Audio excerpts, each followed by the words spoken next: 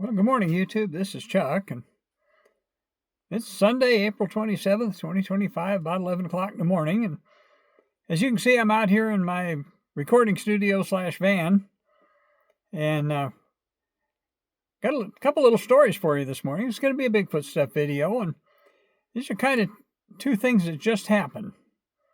And they're both pretty high up there on the crazy scale, but for totally different reasons. So let me tell you the first one. I got a little bit of sun coming in here at the wrong angle, I guess. I think we'll be okay.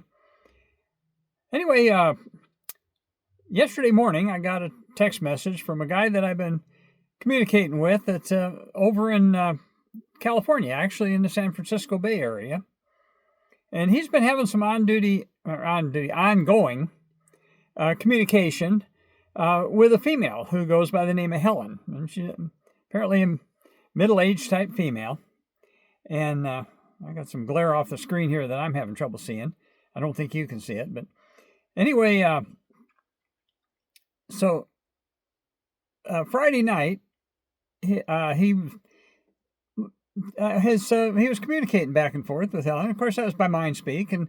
And she was apparently particularly open to communication that night. And so in talking with her, he was asking her some questions about their culture and about their biology and this type of thing. And you got to be kind of careful with that, because we found out that I got in trouble with him for asking too many questions, and I was told that asking personal questions was considered pushy, rude, and intrusive in their culture. Well, apparently they don't all feel that way, and Helen apparently was a little bit more open, and so one of the questions that he asked her was about how long they carry a child, whether it's the same 9 months that we do or whether it's something different, and she told him that it's a year. So from the time their pregnancy lasts a year. And so then, of course, the question came up are their years the same as our years? And he didn't get a straight answer from her for that. But we've been told before that, yes, their year is the same as ours, is one trip around the sun. And the difference is, of course, is they don't use a 12-month paper calendar like we do. They use lunar cycles. And so there's 13 lunar cycles in a year, and instead of 12 months, is like we go by. Well, anyway, so that was a little interesting piece of information. And so then he asked her whether she was married, whether she had a mate or not, and she said she did. And so he asked what his name was, and she told him his name was Annoying. Well, he thought that was kind of funny, and so he asked her again. He said, and she told him absolutely dead serious that's what she calls him. She calls him Annoying.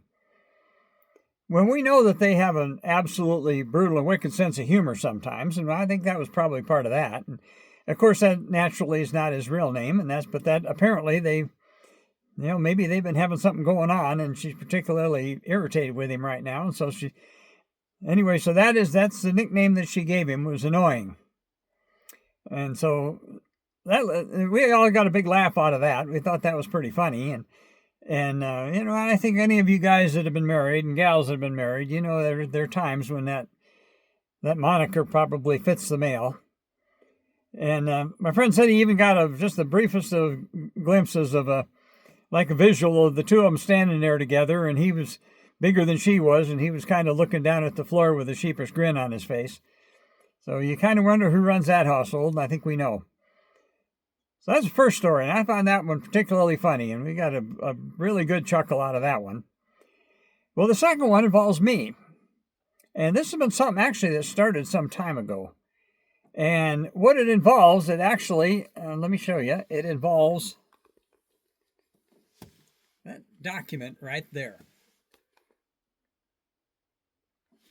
So you wonder what that is? That's a screenplay for a movie. Well, I was contacted way last month sometime by a fellow that out of Oregon, and he had written a screenplay and had an idea of a movie involving Sasquatch.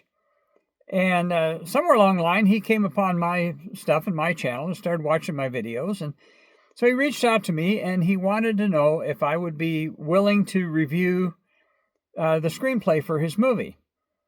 And what he was looking for is he was wanting to know if that behavior that he had portrayed in the movie was matched what I thought would be the accurate behavior. Well, I can't tell you what the movie's about, or the plot or anything like that. But what I will tell you is that it's not a Bigfoot is a bloodthirsty monster type movie, and nor is it a Harry and the Hendersons cutesy kind of thing.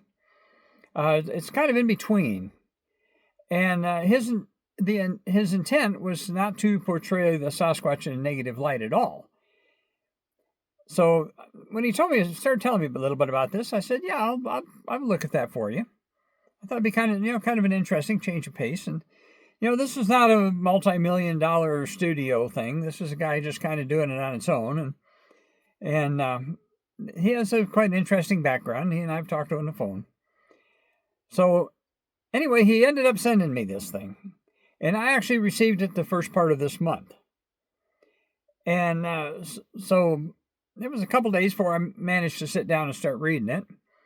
And the bottom line is I got partway through it, and all of a sudden I just hit a wall. It was like I just couldn't go any further. Well, I thought that was kind of silly, and it didn't make any sense to me. And so anyway, as I said, the movie's kind of a serious movie, and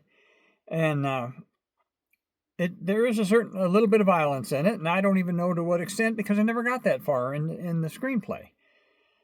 But I did read the synopsis, and so anyway, I numerous times over this past month, I've tried to sit down and read that thing, and his suggestion is that I, sit down in take some uninterrupted time and read the thing straight through, just like I was watching the movie. And this seemed like a good idea. But no matter how hard I tried to do that, and how many times I tried to do that, I just would get to this one particular spot, and it was like I would hit a wall. It's like I couldn't go any farther. And I couldn't explain that. And I couldn't explain it to myself either.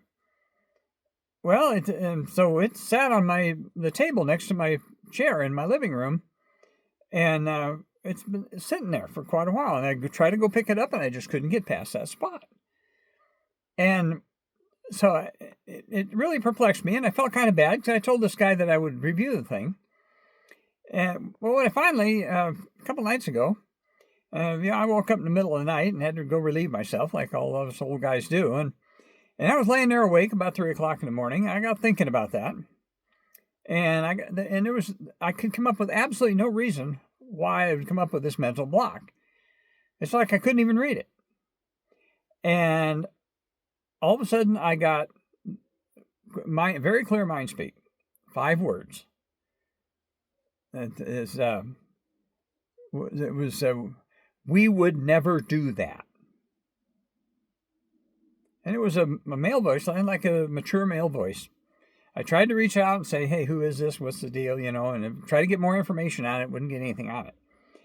Well, in the meantime, I've had very, very little communication in the past couple of weeks. Almost the point it's been almost nothing. The last time I had any significant communication was when I was over in Cottonwood on that trip. But since I've been back home, and so all of a sudden it's like a little light come out of my head and said, hey, this has something to do with this screenplay. They don't want me to even read it. They don't want me to know anything about it. And when I came to that realization, it was almost like I got an acknowledgement. Yeah, that was true. So after giving it a lot of thought, I called the guy this morning and had a nice long phone call. And I just told him, I can't do this. I'm going to put this thing in an envelope tomorrow and I'm going to send it back to you. I didn't even read the whole thing. I just, for some reason or other, they don't want me to do it. And I just can't do it. And they won't even let me do it. I know that sounds strange, but that's exactly what's going on.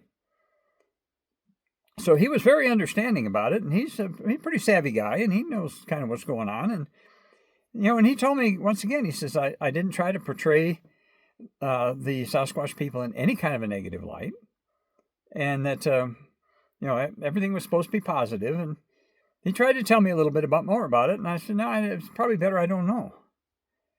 And so anyway, so that's what the deal is on that. So they know what's in that document, even though I don't. I did not read the whole thing. I read probably, maybe, I don't know, 20, 25% of it maybe. I got to a certain point in there, and I kind of thought what was coming next, and the author confirmed it to me, that was what the next step was.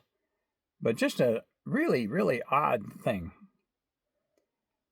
So, like I say, I'll put that in an envelope, I'll mail it back to him tomorrow. He asked me, originally he said, well, just hang on to it for a while, maybe you'll think differently. And I said, I kind of got the feeling I need to get it clear out of my house.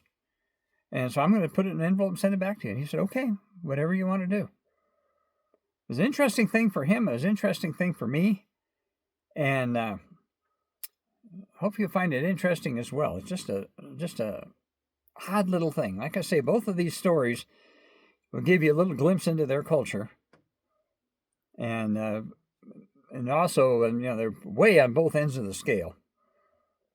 But one shows the sense of humor that they have and how much they're like us. And the other one shows how strong their beliefs can be in some certain things. And so, anyway, that's, I figured I'd tell you a quick story about that this morning. And as I always tell you, take care of each other and love each other. I got to go back and work on my trailer this afternoon. But I guess at this point, there's nothing more to tell you than until I talk to you again. Let me just say peace out.